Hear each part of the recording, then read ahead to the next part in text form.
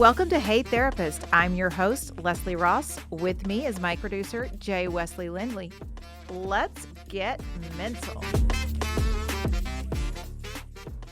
Welcome back. On this episode, we are continuing story of Jen, which is an amazing one. If you haven't listened to the first part, go on back to the last episode and listen. And we're just going to get started and continue with Jen. So, did your ex-husband ever try to get sober? He did. Did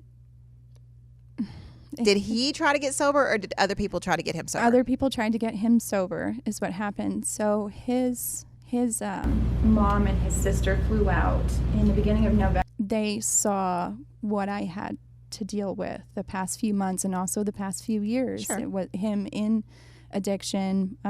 He would, on weekends, even weeknights, get to the point where he was stumbling drunk and, cussing and saying really horrible things. And they witnessed that for the first time. Right. And somehow in that weekend we had him, he did bring it up, but we kind of convinced him it was time to go to rehab. And so we admitted him into a 30-day program. I brought him up there. It was very hard.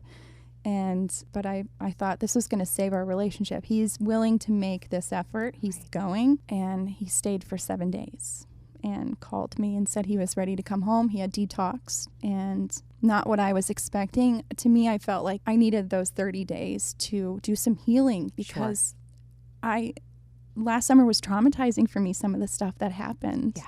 I needed a break. It's a rough summer. It was so bad.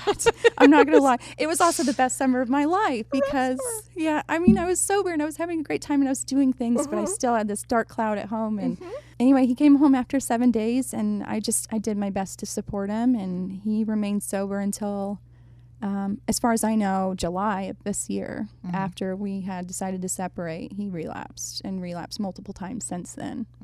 But that's not my baby anymore. That's right. So, and it is not. I think that's a good point for yourself to remember always, and for anyone else in, living in those situations, or even with family members that are going through it. It's not your responsibility for someone else to live a healthier life. Yeah, it's not your responsibility to make them do it, to get them clean, to help them with the clean. It's a choice that someone has to make, and we can always support them in that choice, but you can't do it for them. Yeah. They have to want it. And if they're wanting it for the wrong reasons, it's also not going to work. Yeah. Yeah. You wanted it because you wanted a different life. Yeah. And you wanted to stay clean, and you wanted to now see all these changes and grow, and the confidence that to figure out who you are. Because in that drinking and in the addiction, you don't know who you are. No way. Not even close. I mean, that's something I still struggle with to this day, is trying to see that I am a worthy person and my time is valuable and all those things. I still carry a few things from my addiction. Sure. They're a lot better now than they were. But that's one of the biggest reasons I decided to initiate this divorce, is because I don't know who I am. And I want to figure that out, and I don't want ties to this anymore. I don't. Right. You remind me of my addiction, and you remind me of all of these things that have happened that have hurt me deeply. Right. I don't want to be a part of it anymore. There's a lot of shame and guilt with that, too. Why? I made vows for a reason, and it didn't work out well, I know. But I still felt the sense that I needed to protect him, that he was a hurting person. Sure. He still loved me, but I had enough, and I gave up on it. Well, I'm going to rephrase your statement. Yeah. You didn't give up on it. You gave all you could. And I think that's what happens. And yes, you made vows for a reason. At the time, it was what you needed, what you thought would work. And also, it takes two people. Yeah. And if one of you changes your lifestyle, then the other person has to decide if they're going to get on board or not. And he decided he wasn't going to get on board for it. Yeah. So you're essentially not the same people that got married. Yes. Totally different. You're not the codependent that you were. And if he decides to say, yeah, I'm not going to support you. Because essentially that's what it is. It's not, I'm not going to get sober anymore. Like, that's not the decision he's making. The decision is, I'm not going to support you in your journey and your health and your sobriety, because drinking could literally kill you. Yeah. It's not that it's just, oh, it's going to cause these problems and we're going to start fighting again, whatever. Drinking can literally kill you. And he's saying, yeah, but you'll be all right. Yeah, exactly. And that is when you get to say, I did all I can do. And walk away, being able to let go eventually. Because there is, I mean, we're all disappointed when a relationship ends, even a shitty one. You're like, fuck, man, I really hope that won't work. Yeah. But then you can look at it and go, I did all I can.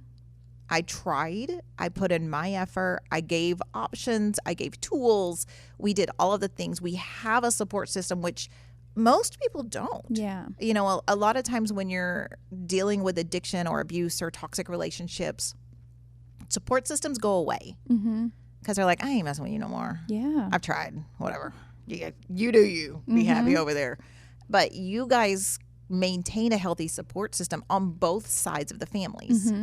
And to make the choice, because it's a choice, to not remain sober and to not support you in that journey and to not do the therapy or whatever else it needs to become different people together. Because there is a way that you probably could have moved forward together and been new people. Like, you're starting a new relationship because now you're sober, and who the hell were those people? Yeah. You know, we're going on a year and a half for you, but even looking back 6 months to the year to 5 years, those are completely different Jens. Yeah. It's just like, who was that? I don't even know who that is. I know, it's I weird. did what? Yeah. No. There's some imposter syndrome still. I feel it a little bit. Of course. Yeah. There always will be. Yeah. There always will be. I think you have a great attitude about it, though. A lot of people who get clean go into it with the attitude of, well, I mean, if I relapse, it's fine. If I go back, it's, you know, it really didn't cause, they start kind of glamorizing. Well, it didn't really cause that many problems, or it wasn't that big of an issue. Yeah. But with you, you're like, nah, I'm out. Yeah. Done. Yes. Kick it to the curb. We ain't going back there. Yeah. And I think that is the best mentality, even if it is, you know, using the self-affirmations and building that confidence and seeing the changes. Because I think that's the thing that a lot of people don't do, is give themselves a chance to be different.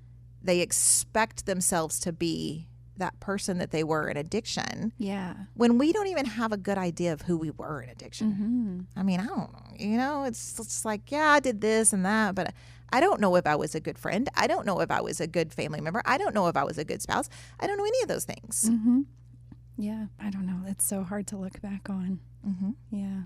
I just, when I got sober, when I woke up and everything was clear, to me, it was like a blank canvas. I can now, I have this opportunity to be whoever I want to be. I have the option to do that. I can mold myself into anything I want. But what's also crazy on the other side is that up until the last day that I was drinking, I told myself I was never going to get sober. I didn't want to get sober. So why was I so quick to accept the fact that I'm being admitted to the hospital because I'm sick? Something in me was dying to get sober. I just didn't know how this whole time. Because there's a fear of being sober. I don't know who I am not drinking. I don't know what I am in the world not drinking. And when the underlying, the emotion behind the drinking, behind the addiction is, I'm not good enough, I'm not worthy. It's what I've been told my whole life. Yeah. I'm not good enough, I'm not worthy. Or shown, either told or shown. Because a lot of times we don't use the words, but you know, when parents don't let kids have the same meals, when parents are, you know, I'm not good enough. I'm not worthy of love. I'm not worthy of, I'm not capable. I'm not going to be anything. So that's all still just icking around in there. Yeah. So when the thought of being sober comes up, you're like, then what the fuck would I do? Yeah. Like, I'm just going to drink myself to death. Like, I'm good. Like, I'll take this. I'm making a choice over here. And the whole time too, you know, I'm battling with those thoughts, but I also have somebody reassuring them, you know, telling me, you are not worthy. You are nothing. Your family, they don't even want to be a part of your life. All of these things. So the idea of me getting sober was like, I'm going to have nobody. I don't even know if I can do it. You know, I'll probably die in the process. Sure. So you know, those are still things like I said, I deal with even today, is trying to not prove to myself, just trying to believe I am a worthy person. I'm worthy of people's time, you know? Sure. Yeah. And there is a little bit of proving it to yourself. Yeah, yeah. To say, I can do this. And I'm sure now when you look back, it feels like it was yesterday that you were in the hospital. Mm-hmm. It not does. 504 4 days, Yeah. 5 days, 400, however many. Yeah. But it's not like this was a year and a half ago. It was yesterday. Mm-hmm. Like, I just went from that to this. What am I doing here? Yeah, it's still very fresh. Very fresh. Very fresh. Yeah. Still healing. Scars are still healing. I am. Yeah. I'm in my healing single girl era, which I love, by the way. Yes. It's so great. You're welcome here. Ever since I was a kid, I've had issues with just needing to be accepted and needing to have a man in my life to feel worthy. And now it's like I'm alone most of the time, and I like being by myself. I like myself enough. It's nice. It's really, I get to do whatever I want. I get to buy whatever laundry detergent I want. Right. What? Yeah. And eat whatever I want when I want. I don't have to have dinner ready by 5:30. Right. You know, all of these things, it's like, it's so magical. It is. There is something, and I think I've mentioned on the podcast before too, is, you know, I've been alone for a little while. And then, but before that, you know, I had a great relationship that life involved in. And then I was alone for a long time. And there's something so nice about being able to be alone. Yeah. And because you are like, fuck, I'm going to watch this like, yes, I am watching trash TV all night. And there's no one here to bitch about it. Yep. My dog ain't saying shit. Elvis is good with my trash TV. Like, he's fine with it. Now, does it get lonely? Sure. Sure. Do you miss that companionship and want someone there? Yeah. But it goes back to the want versus need. I don't need anyone. And when you cross that line of not needing someone to make you whole, it's really nice. Yeah. Yeah. I like it. You know, if you're going to be in my life, if I'm letting you into my life, getting to know me, it's because I want you there. It's not because I need you there. Exactly. I did all of this. I don't need you. I could do it on my own. Value added. Yes. They have to be value added. Yes. Yeah. So when did you decide? Because I know relationship went off and on a little bit, but y'all, even though you may have been separate, y'all weren't in separate places. Y'all were still always together. Yep. So when did you make the decision, and how hard was that because there's a lot of self, you know, we got to get all the pieces together for ourselves to be able to say the words and take the steps. Yeah. So how did you get to that point? The family and I were talking about going on a vacation this summer, and you know, I had brought it up to my husband. I said, we need to start saving for this because we're all going to go to Gulf Shores. Right. It's going to be great. And this is a few months prior. And he threw a fit about it and told me that, you know, he wasn't going to pay for it. And if I did save up the money, he was going to separate bank accounts. Because I mentioned getting another job. He didn't want me to do that. He wanted me part-time and spending the rest of the time at home. Sure. Because then he could control. Exactly. And so that kind of set me off, and I started resenting him even more. And we had intimacy issues as well. I didn't want to be near him with a 10-foot pole. Right. You didn't like him. Yeah. I mean, that's the truth of it. I know he's going to be watching this. I'm sure he will. Oh, I'm sure. And, sorry, bud. Hey, listen. You can, and the thing is, you can still love someone. Like, you don't ever lose the love you had at a certain point. But I can certainly not like you, and I can certainly not want to be with you. Yeah, because it's not healthy. Yeah, and I think that's where, I mean, it sounds like that's where you got to. I mean, it's not like you don't care what happens to him. That you still, but bro.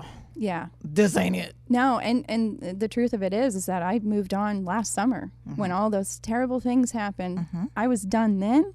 I stayed because I was still codependent, Right. and I still wanted to see him get sober and stay Sure. sober. And then it just got to the point where I said, I don't know that I want to be with you anymore. Mhm. And then it didn't take long after that to really be firm in that decision. And he eventually left in the summertime. It was hard living in the same house, but Yeah, it's really hard. yeah, there was definitely like lots of ranges of emotions, but there was never any going back. Like, he accepted that decision, I think, as well as he could have, Good. which was very surprising. Yeah. And yeah, divorce is final in a couple of weeks. Yay. Yeah. New chapter. Freedom. Freedom. Yeah. Freedom. Yes, exactly. Like, I feel, my younger brother, he thinks that the 30s is awful. And I'm like, He thinks everything's awful. he does. I'm a little tired of it, to be honest. It's like, the 30s are great. What are you talking about? Like, this is it. Like, it just gets better from here. It does. And then we get into our 40s with better coping skills and a better outlook on life, and things are just going to be amazing. I think I'm too much for him. Me too. Yeah. Yeah. Oh, yeah. That's my life right now. So within your journey, Mm-hmm. because you mentioned therapy and having new tools and everything, did you utilize any mental health services? Did you try to do it on your own? Yeah. I was doing therapy online. I think I was using BetterHelp. And I did that for probably about 3 months last year. And then I stopped. And mostly I just either do it on my own or I go to my support groups if I ever have anything to talk about. Sure. Yeah. That's pretty much it. I need therapy now, though. I'm going to tell you that for sure. I feel like there's some things I need to process. Yes, I would agree. Well, and until you're out of the situation, and I tell a lot of people this, and that are trying to heal and do things, but you've still been in this toxic situation, and even though he's not in the home or whatever it is, it's still lingering. Yes. There's not the final signature check done. I can truly move on. Right. When you get to that point, that's when you can truly feel like you can leave, even though you're, like you said, you've moved on. You emotionally checked out a while ago, which is what happens most of the time. Yeah. And that's why, people stay in toxic relationships or stay in these abusive relationships or addictive relationships, whatever it is. And then they get to a point where you're just like, what the fuck am I doing? Yeah. Why? Why? Why? Yeah. You're driving home. It's the day that you drive home and you say, why am I going home to this person? Not, it's going to be rough, or, he's probably already drunk, or what, because that's the normal emotions you feel. But you go somewhere and you come back and you're driving home and you're like, the fuck am I doing? Why am I with this person? Yeah. And then the wheels start turning and you can start that healing, the letting go. And then you get to the point where you can finally say, I'm done. Yeah. And I think that it sounds like that was kind of your journey in it. Yeah. And also, earlier in the year, I started kind of like fantasizing about falling in love again and being with somebody who wanted to be with me and treated me with respect, which is the main thing I've been missing for a lot of years, is somebody that respects me. Because you respect yourself now. I do. And so I was just daydreaming about falling in love. It's so important to me. And that's when I was like, whoa, I'm married and I'm daydreaming about falling in love with somebody else. That's it. That's another moment I knew I was done. And and we've talked about it, you and I have talked about it, is there's a difference in being alone and lonely and having someone sitting right beside you and being lonely. Yeah. And when you have someone sitting right beside you and you're lonely, it's one of those moments, like you said, where you're just like, this just doesn't feel good. No. It doesn't fit in my life. Yeah. It does make you sad. Because I'm sure there were times that you looked at him and were just like, why can't you be that guy? Yeah. I want you to be that guy. You're making a choice to not be that guy. Yeah.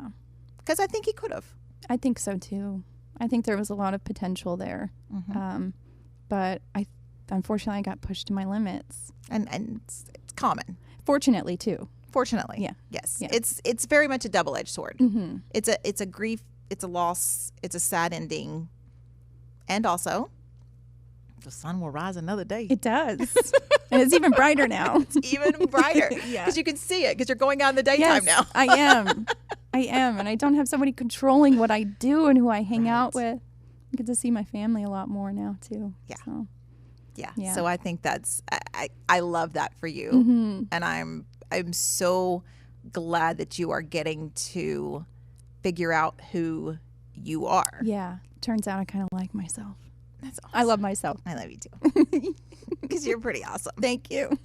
So what do you do now? What fills your days? What do you enjoy? What have you learned about yourself?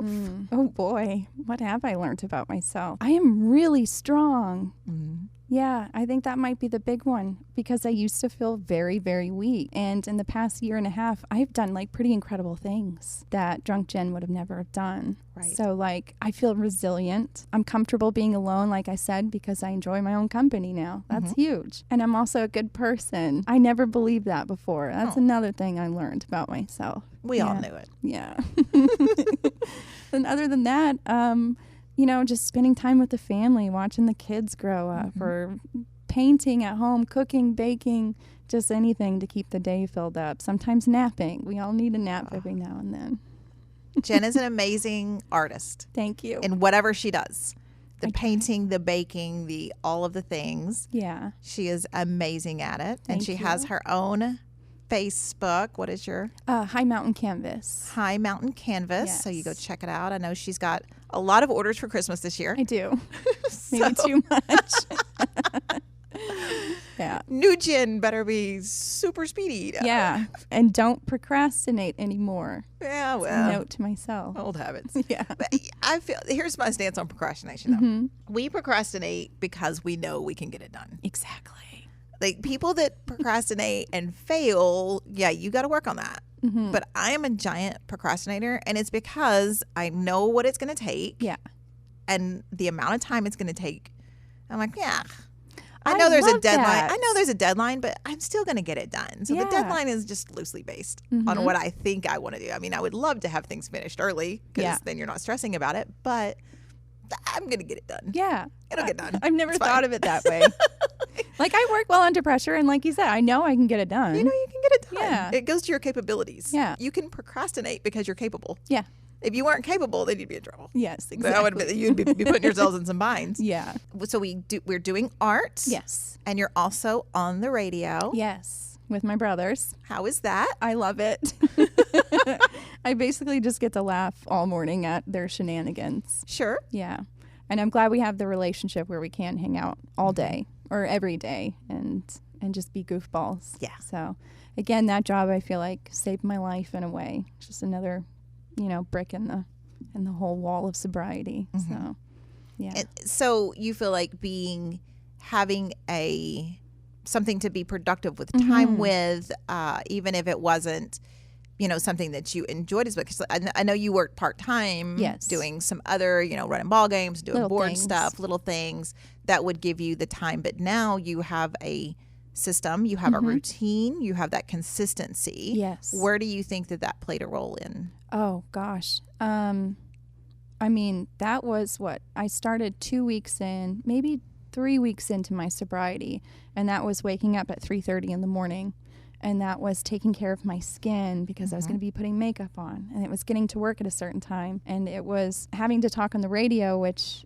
helped boost my confidence, and just starting that routine gave me purpose, and I haven't had purpose, I feel like, ever in my life before that, and that was huge. That gave me a reason to just keep going, and so I built off that routine, and it gave me a sense of normalcy, and now I don't like it when things change that, but I'm still working on it. I have to be okay with change. Sure. Yeah, that's it. Yeah, it saved my life. I don't know. And I know they appreciate having you there. I hope so. I think they do. Yeah. It's a nice, you fit in well. Yeah. And it is, something to see is that relationship that even through the hard times and even through what you guys went through with your parents, because there was a lot of times that y'all didn't spend together Yeah. when you were little. I mean, I know that you were separated into different parental homes Yeah. after the divorce, and there wasn't a lot of time that you guys were all together in a home growing up. So to be able to develop this relationship that you guys have in your older life and build off of that and have such great, communication. Because I know that when y'all get mad at each other, you're like, I'm mad at you. Stop it. Cut that shit out. Or when you're upset or when something's going on or when someone, it's so supportive and loving. It's something to see for that relationship, because I do think without that, you would be in a much different situation. I think so too. That isolation that was created by someone else would have stayed that way. Yeah. And being sober and staying sober and being productive wouldn't have looked the same for you. Absolutely agree. Yeah. I feel like I probably still could have remained sober. Actually, I don't know. I think you could have. Yeah. Because you had the right mindset. Yeah. I think it would have been just harder. Yeah, definitely. I mean, because they took me under their wings, and they saw that I needed that support, and they gave it to me. I didn't have to ask. They just, they kept me busy. And ever since then, they're just the two greatest men in my life. Like, they're just amazing. They're pretty good ones. Yeah. I'm so lucky. And they should feel lucky too. They absolutely. Yeah. Absolutely they should. I'm just kidding. I know they do. But yeah. But they need to know. They better recognize. Yeah. Yeah, they better. What advice would you give to someone who may be in the same relationship struggles or addiction struggles? Like, what advice would you give to someone who is on the fence or, sobriety has crossed their mind, but they don't think they can do it. They don't think it's possible for them. What would you say to the men and women out there that are on the fence, or like you say, I don't need to be sober? Why? Yeah. I would just tell them, there's life on the other side of addiction. And I know that it seems scary, and it is, but it is so much better than the alternative where, you get sick and die and things feel dark, and they will for a while. But there's so many people out there who have gone through this. There's massive communities of people who are now sober, who felt exactly the way that you do right now, and they didn't believe that there was a way out, and look at them now. There is always a way out.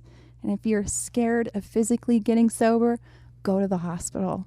I'm telling you, it'll save your life, just being able to tell somebody that you have a problem. And yeah, I mean, one day at a time, it's all that we can do. Even if you just tell yourself, I'm going to stay sober for today, that's great. Do it again tomorrow. Right. You're not alone. And I know exactly what that feels like, feeling alone every day of my life for years and years and not seeing a way out of it. And I wish that we can reach all those people and just show them. But it's hard. It is hard. Yeah. So are there any apps, social media pages, anything that you have found that have, because I know there's a lot of them out there. There are. And I've visited quite a few, and some of them aren't the most healthy places because AA groups, NA groups, if you're in an AA group or an NA group that is only talking about their struggle and it's talking about how much they want to drink, and it's not a healthy group to be in. Like, you have to be in that group that's like, yes, and I made this choice today, and I'm going to make the same choice tomorrow, and all of those things. So, we know that those are the standard that people think about when they think about sobriety, but has there been anything else that you found that really has helped you in your journey? Yeah. I made the decision early on to not do AA for, a few reasons. But the very first thing that I did was I found a podcast on Spotify called Sober Awkward. And that's where they just talk about, your first 100 days of sobriety, or going on a date for the first time with a guy without having alcohol, all of these little things. And I just remember listening to it like, I was that person. So I found a podcast where people were very much like-minded, and that helped me massively. They have their own Facebook group that I joined, and I've been a part of since day 7, I think. So I just found there's a lot of communities out there, like you say, that are just not good. And some of them are toxic, or you have guys messaging you like, I drank way more than you. Good for you, bud. I don't care. So you got to weed through those, but I found a lot of good communities. Good. Yeah. Good. And some of them, we just get together and we talk about mundane things on camera, or we're talking about self-harm reduction the next day. So, You just got to find the one that's right for you. That's a very important statement, because it's just like a therapist. If you're looking for a therapist, if you're out there, or finding your groups or whatever it is, if it's not a good fit, don't give up. Yeah. There's thousands, probably at this point hundreds of thousands, but multiple different options of groups, of Facebooks, of TikToks, of whatever it is that you can find, where it's a healthy group. It's people talking coping skills, the realities of having to feel your feelings. How is that for you to feel all the feelings? Whoa, I still don't feel like I'm used to it. And especially in the past month, I feel like it's been the hardest for me out of all 16 months because I have a lot of uncomfortable feelings, you know, like being alone for the first time. There was a lot of loneliness that came with that at first. Sure. And that's uncomfortable, and you just have to sit through it and bear it. And I just remind myself that tomorrow's a new day. Right. Not every single day is going to be bad. And I try to be easier on myself when the days are bad. But sometimes, I don't know, I wish I could just go to sleep a little bit earlier and just not feel anything. But I know I can't do that. Right. Like, it is such a feat of strength to just not reach for a bottle of alcohol and to just feel everything. Yes. And it's like, I'm human. Like, this is actually kind of amazing. Right. And it's out of my control as well, depending on what it is. Usually, you know, and feeling, I think that's one of the things that I've heard, you know, from multiple people who have dealt with severe addiction issues or codependency or whatever they're coming out of, is my feelings are hard. Yeah. And even, you know, I consider myself pretty healthy mentally. I've put in a lot of work to be mentally healthy. And I had an issue with alcohol back many years ago. I'm not going to say how old I was, but I realized, sorry Mom, I'm going to tell the story. One night my friends and I had went out, and this was before Ubers and taxis and all of those things were a thing, so we're going way back. But and I usually drove because I had the biggest car. We had all went up to, you know, downtown Oklahoma City. We had partied all night, and this was a common occurrence for us, you know. And I woke up, I came to, I won't say I woke up. I came to, and I'm sitting on the steps of my duplex, and my front door is locked.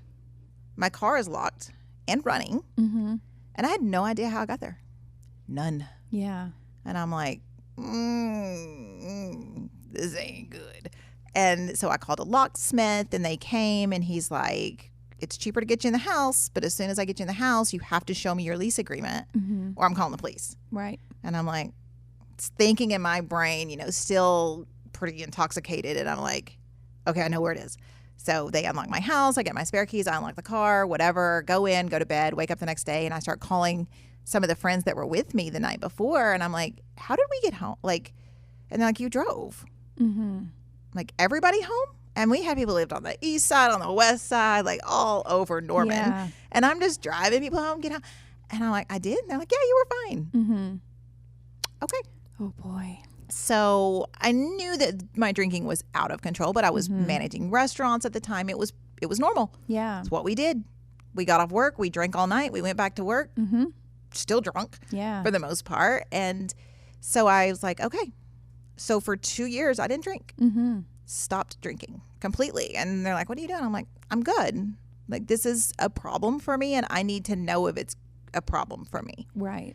And so I stopped drinking, and, you know, my life changed quite a bit. I still ran around with them, and we still did things, but, you know, the late night parties stopped and all of those things stopped. But I realized I was drinking a lot because I hated my life. Yeah. I hated what I was doing. I was, you know, youngish and making really good money managing restaurants, but I hated it. So I drank all the time. So I call it my quarter life crisis. And I took a job on a cruise ship. I called my mom. We packed everything up. We put it in storage. I went to work on a cruise ship. Didn't drink any of that time. And so for about 2 years, I was so sober. Yeah. Which in Alaska is hard to be because everybody drinks up there. Really? Everybody drinks up there. And then I was like, okay, I'm going to see. And so I've been able to have a relatively healthy relationship with alcohol. Now, when recently I went through some things and a breakup and all of that, and I caught myself drinking a lot. And I was like, okay, this is a problem. Yeah. Because it was nightly. it was on the weekends just drinking to intoxication alone in my house because I wasn't doing anything else but being sad and drinking. And I'm like, oh, fuck, I gotta stop doing that. Yeah. This isn't going well. So I had to wean myself back off. The fact that you can catch that and do something about it is incredible, though. It's a lot of work. It is. I mean, I've gone through a lot of things and a lot of terrible things in my life. And I think being able to be insightful about that and recognizing it before it gets out of control. Yeah. When I recognized, wait, you've drank this whole bottle, like you've gone through this. This is turning into a problem again. Yeah. And just making myself slow down again and going, I'm not drinking during the week anymore. I'm just, if I have drinks on the weekend, it's not going to be to intoxication. Yeah. Unless we're doing something, hanging out, fight nights, whatever it is, maybe. It comes from having the healthy part, which is where I think you get once you do the work, is you recognize who you really are. Yeah. Like you said, you're confident, you're worthy, and I know that I can do better. And when you start to slip into that, and when you recognize I'm using this as a coping skill because I don't want to feel my feelings, bitch, you better feel them feelings. Yeah, just sit there and cry. It's fine. Just sit there and cry. I'm gonna sit here and cry. I think it's the office episode. I can too. Just sit here and cry. It feels so good. It feels so good. But you mask that in the other because you don't know what to do with it. Yep. Drinking is what we went to.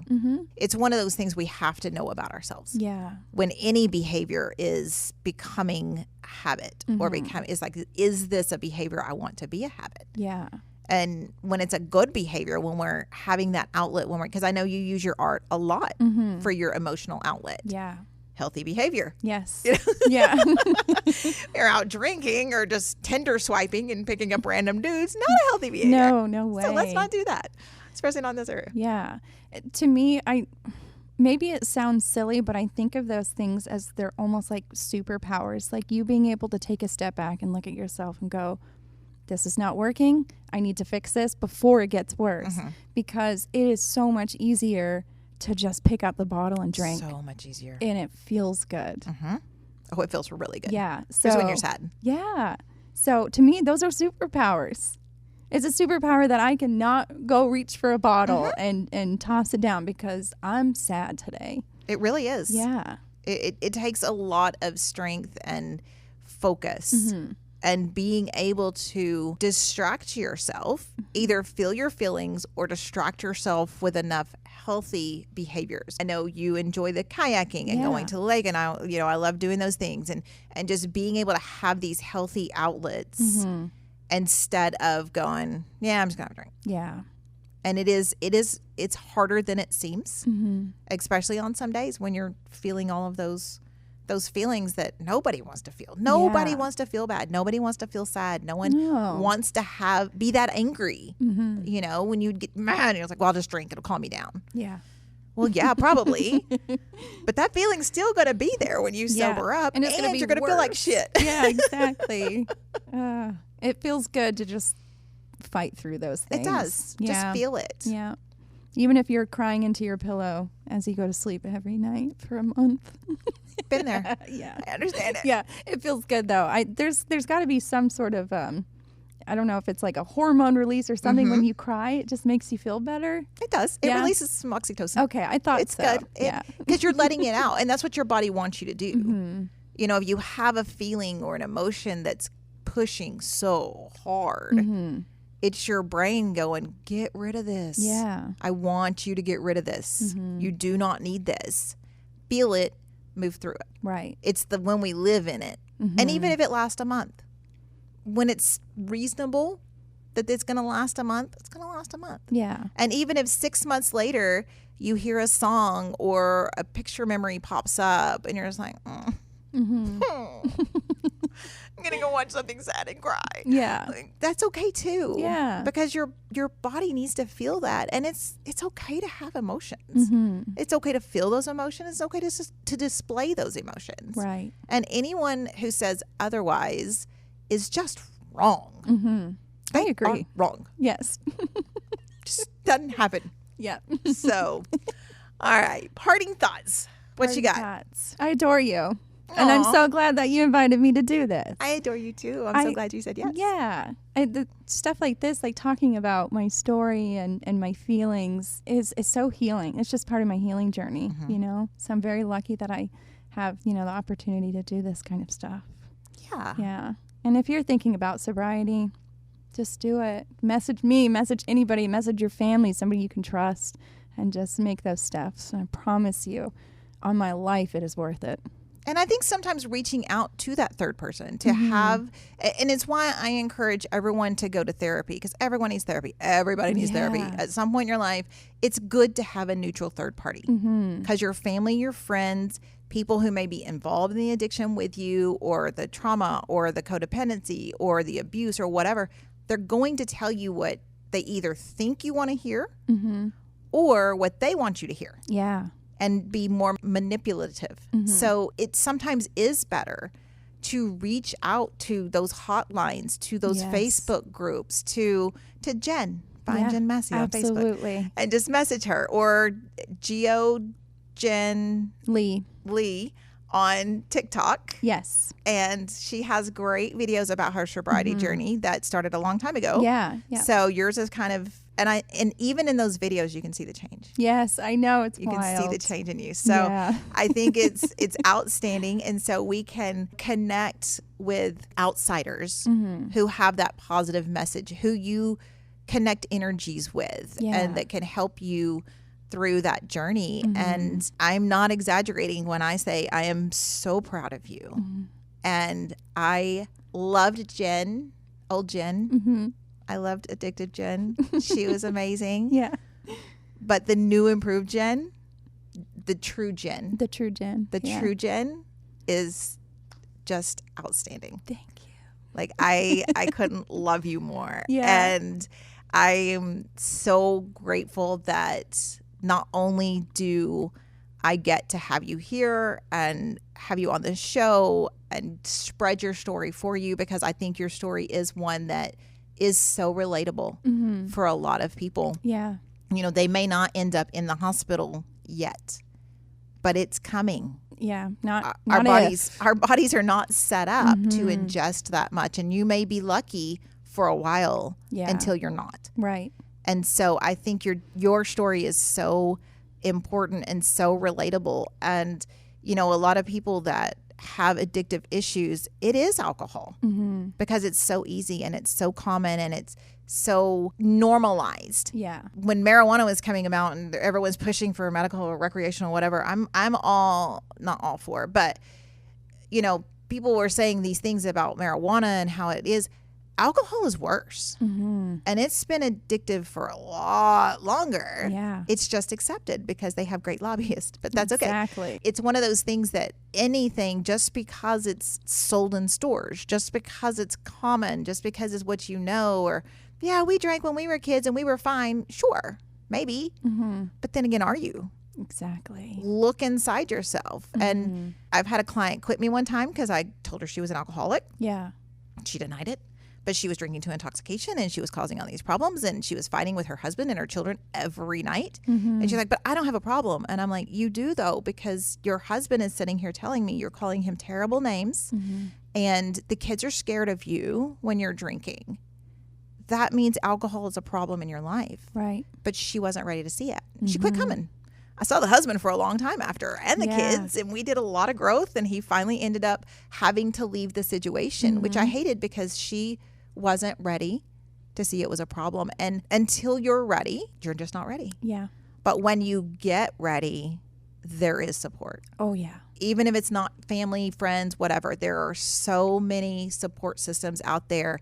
And I think this generation is getting it right with supporting sobriety, because there is a huge push now, kind of like with the Me Too movement, those things. Sobriety is getting its moment in the sun. Yeah. And I couldn't love that more. Me too. Because sobriety also was one of those things that was hidden. People would fake drink, or they would, you know, have a drink that looked like alcohol so people wouldn't call them out. Exactly. They'd go to the bars and get water but have them put it in a rocks glass. So no one questioned if they were drinking, and you didn't have the conversation of, no, I'm sober, or I'm not drinking right now, because I know in dating world, you're going to have that. I'm not drinking. And the man's going to be like, well, why not? Yeah. It's fine. Like, thank you. And I'm out. Yeah, exactly. So, I think you'll find those journeys, but yeah, I am very proud of what you are now, what you were, and what you are now, and your continued journey. Thank you. So thank you for coming on. Thank you for having me. For my producer, Jay Lindley, I'm Leslie Ross. Thank you all for joining us. Please send any questions or comments through the website, heytherapist.com, or email help@heytherapist.com. They may be featured on the show anonymously. Hey Therapist is an SEOK radio production and is for your entertainment purposes only. Thank you for joining us. Make good choices.